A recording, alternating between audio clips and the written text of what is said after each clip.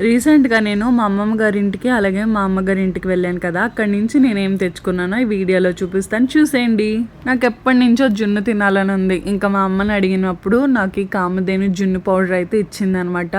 ఇది వచ్చేసి 100 grams packet 70 rupees ఉంటుంది. మా ఇంటి దగ్గర విక్టరీ బజార్ అని ఉంటుందన్నమాట, దాంట్లో దొరికిందనమాట. నేనైతే ఎక్కువ తిన్నా కాబట్టి ఒక 3 ప్యాకెట్స్ అయితే తీసుకున్నాను. ఇంకా వాళ్ళ అల్లుడు గారి కోసం అని చెప్పేసి మా మమ్మీ డాడీ ఇంకా జీడిపప్పు అయితే తీసుకొచ్చేసారనమాట. ఇది వచ్చేసి కాల్చిన జీడిపప్పు, టేస్ట్ అయితే చాలా బాగుంటుంది. ఇంకా ఆఫ్టర్నూన్ టైంలో నేను రైస్ బదులు మిల్లెట్స్ తీసుకుంటాను. ఇవి వచ్చేసి ఊదలు అనమాట. నార్మల్గా అయితే నేను అరికలు తినేదాన్ని, ఈసారి మమ్మీ నాకు ఊదలు తెచ్చిచ్చింది. ఇవి వచ్చేసి నేను ఒక 3-4 kgs తీసుకున్నాను అనమాట.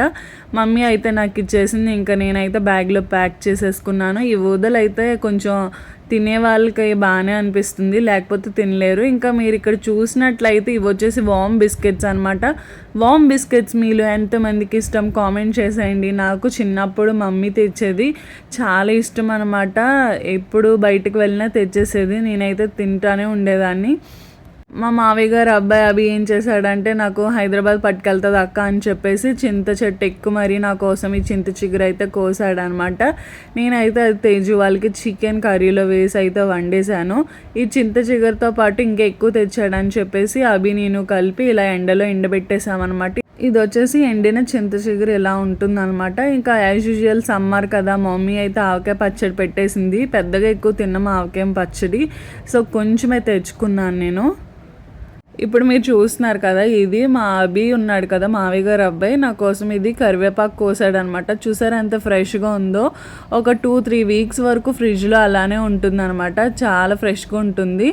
మా తేజు కోసం అని చెప్పేసి మా అమ్మమ్మ గారు వంజరం ఎండి చేప ఉంటుంది కదా, అదైతే తీసుకున్నారు. తేజుకి ఎండి చేప ఇంకా పప్పు చారు అంటే చాలా ఇష్టం అనమాట. ఇలా డాట్స్ ఉన్నాయి కదా, ఇది వంజరం ఫిష్ అనమాట.